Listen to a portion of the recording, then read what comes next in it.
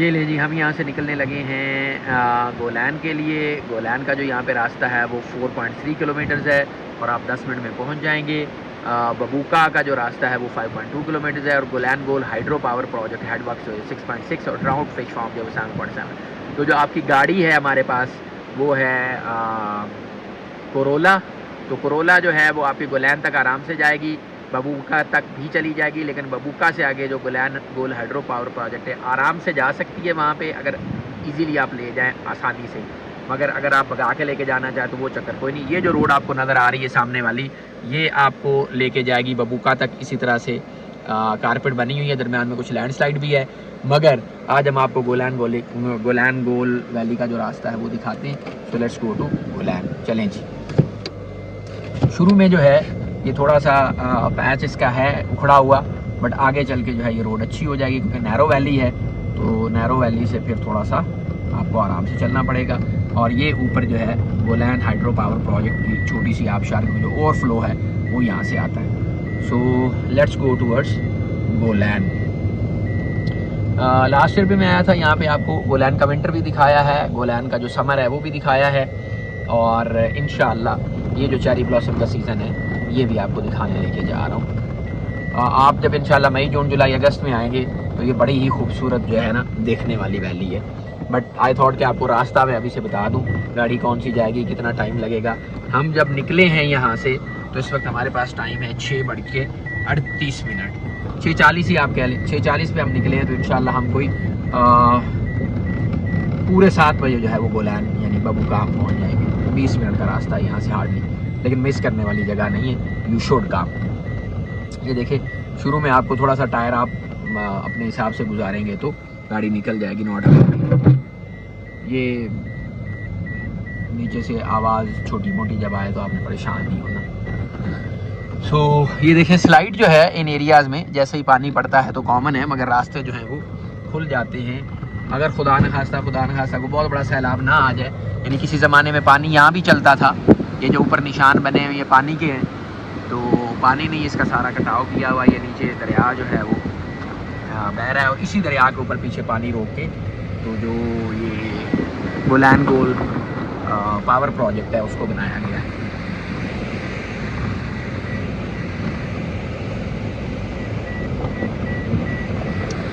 शुरू में है रिस्की, बट आगे जाके जो है वो ठीक हो जाता है।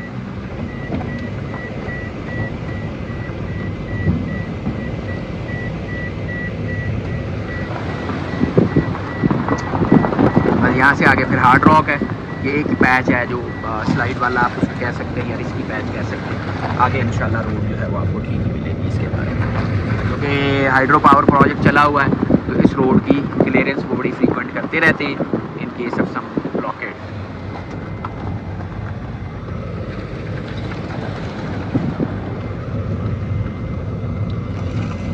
मेरा दिल तो यही है कि मैं आपको इसकी नॉन स्टॉप वीडियो दिखाऊं, मगर ये जो शुरू वाला पैच है इसकी कम से कम दिखानी बड़ी ज़रूरी है, क्योंकि जैसे ही अगला ब्रिज एक आ रहा है साथ ही उसको हम क्रॉस करेंगे तो फिर आगे रोड बड़ी खुली हो जाएगी। ये वाला ब्रिज, इसमें भी लास्ट ईयर सैलाब आया था कोई 3 साल पहले, और ये ब्रिज जो पुराने तो सारे बहा के लेके गया था, लेकिन ये सेंटर वाला पीस जो है ये बच गया था, तो इसी को दोबारा से कनेक्ट करके अब आगे जो है ये बिल्कुल यहाँ इस ब्रिज के क्रॉस करने के बाद खुली सड़क है, आप जिस तरह से मर्जी जाएँ, बिल्कुल क्रूजिंग वाली।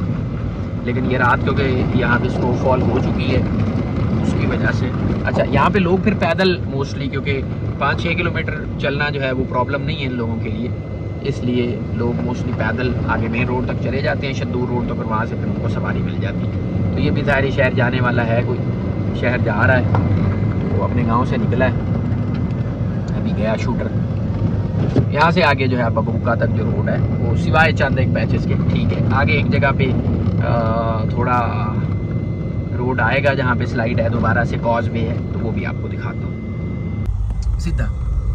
अच्छा यहाँ पे आपको इस तरह का जो है किसी जगह के ऊपर आपको सामना करना पड़ सकता है कि आपको जहाँ कहीं यानी बारिश वगैरह हुई है तो बारिश वगैरह में आपको ये अगर आपको ऑटो गाड़ी है तो आप ऑटो गाड़ी को मैनुअल पे करके पहले गियर में डाल के आप यहाँ से जा सकते हैं। उधर से ये रास्ता ऊपर से पक्का बना हुआ है, पक्की सड़क है, मगर वहाँ पे स्लाइड की वजह से ये इन्होंने साइड से रास्ता निकाला हुआ है नीचे आने के लिए, मगर हम इसी को ऊपर जाने के लिए भी यूज़ बहरहाल कर रहे हैं।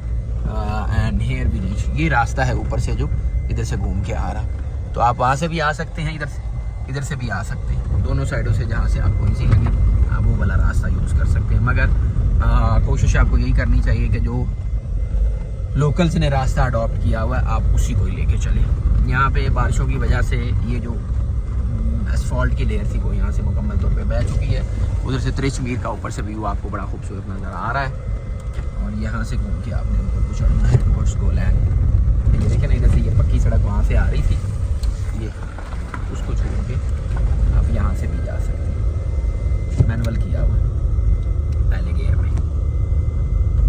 अब जब ये आपकी गाड़ी ऊपर चल के स्टेबल हो जाएगी तो फिर आप वहाँ से मैनुअल पे अपनी गाड़ी को ऑटो भी कर सकते हैं। मसलन अभी ये ऊपर चढ़ गई है तो ये मैनुअल से मैं इसको ऑटो पे कर देता हूँ, तो ये अब डी पे चली गई और दोबारा से क्योंकि सड़क आ गई है तो गाड़ी इजीली यहाँ से चढ़ सकती है।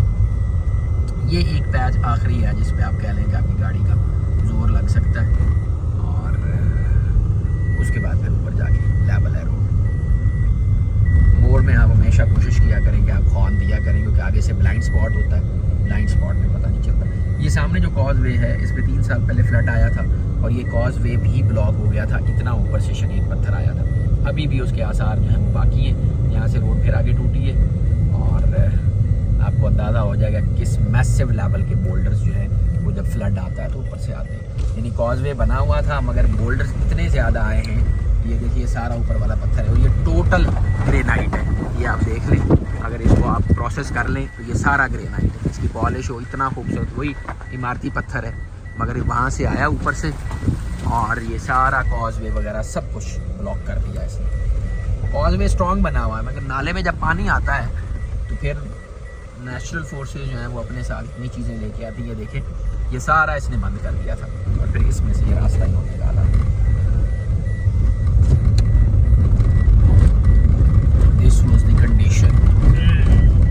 लेकिन जो अच्छी बात है वो ये है कि कॉजवे बड़ा ही स्ट्रॉन्ग बना हुआ है, इंजीनियरिंग बड़ी कमाल की है, डिज़ाइन अच्छा है। सो ये हम पहुंच गए इस वक्त जो पहला गांव है गोलैन उसमें, और गोलैन के बाद फिर आगे ब्रिज आएगी और ब्रिज क्रॉस करने के बाद आप पहुंचेंगे बबूका। ये गोलैन जो है वो यहाँ से शुरू हो गया, छोटा सा गांव है बिल्कुल माइनर सा, जैसे एक स्टैंडर्ड गांव होता है।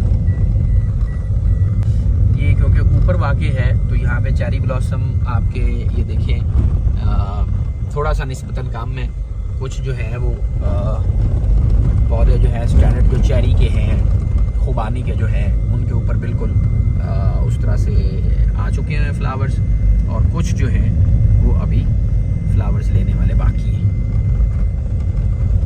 सुबह सुबह का टाइम है, हम पहुँचे जी 6:50 पे, यानी पूरे 10 मिनट में जो है वो हम गोलैन पहुँच गए हैं। 10 मिनट का रास्ता था, पैदल आप सोचें 15 मिनट का हो जाएगा, 10 मिनट में यहाँ और बिल्कुल आगे 5 मिनट अगला जो गांव है बबूका हम उसमें पहुँच जाएंगे। बाबूका ये अभी भी स्नोफॉल थोड़ी बहुत जो है वो यहाँ पे पड़ी हुई है।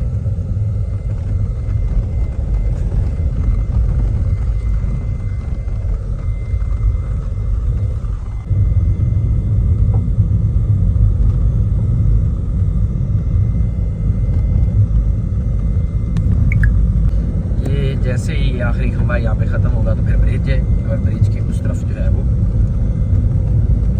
नेक्स्ट विलेज आ जाता है। ये ब्रिज आया। आपको अगर आपने विंटर की वीडियो देखनी है तो यहाँ तक मैं आया हूँ, इससे आगे भी गया हूँ। शदीद हैवी किस्म का जो है वो स्नोफॉल था यहाँ पे, 2-2 फुट की बर्फ़ थी और उसमें 4x4 हम गाड़ी में आए थे। ये बबूका गांव यानी ये गोलैन, यहाँ से आगे फिर जो रास्ता है वो सारा इसी तरह का है रॉक वाला। तो ये मैंने आपको दिखाना था कि अगर आप यहाँ पे आना चाहते हैं तो ये आपकी जो है वो मेन स्टैंडर्ड रोड है जिसके ऊपर आपने आना है। यहाँ से आगे फिर आपकी कार जा सकती है टिल हाइड्रो पावर प्रोजेक्ट, और आपकी मर्जी आगे आपने गाड़ी लेके जानी या नहीं जानी। बहरहाल मैंने आपको गोलैन वैली दिखानी थी जो मैंने आपको दिखाई। गाड़ी मैं लेके गया हूँ, फिश फार्म तक लेके गया हूँ गाड़ी, हाइड्रो पावर प्रोजेक्ट तक लेके गया हूँ। यहाँ पे वो गई वगैरह जो है वो गाड़ियाँ चलती हैं सारी। तो ये आप जो हैं बहरहाल आपको अंदाज़ा हो जाएगा कि ये नीचे रिवर है। नीचे रिवर जो है वो इसी तरह से फिर साथ साथ जैसे आप मई जून जुलाई में आएंगे तो यहाँ पे पूरा शोर होल होगा। तो अगर आप आगे लोकल गाड़ी पे जाना चाहें तो भी आपकी चॉइस है, और अगर आप अपनी गाड़ी को लेकर जाना चाहें तो भी आराम से गाड़ी बहरहाल जा सकती है 5-10 की स्पीड से। अगर आप भगाएंगे तो वो आपकी मर्जी है, क्योंकि भागनी यहाँ पे है नहीं। बहरहाल चेरी ब्लॉसम सीज़न की जो हालत है वो ये वाली है कि चेरी ब्लॉसम जो है इसका थोड़ा सा लेट है। यहाँ का पानी भी दरिया में जो है वो निस्बतन काम है।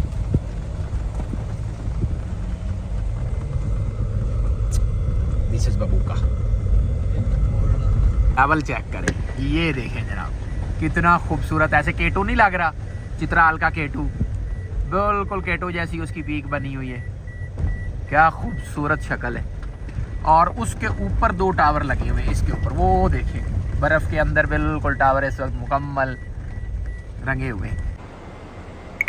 ये देखें कितना खूबसूरत ऊपर से जो है वो पानी चल रहा है टॉप से नीचे की तरफ, और एक बड़ा खूबसूरत आबशार का नज़ारा है यहाँ पे इस जगह। ये आपको पास भी जाके दिखाते हैं।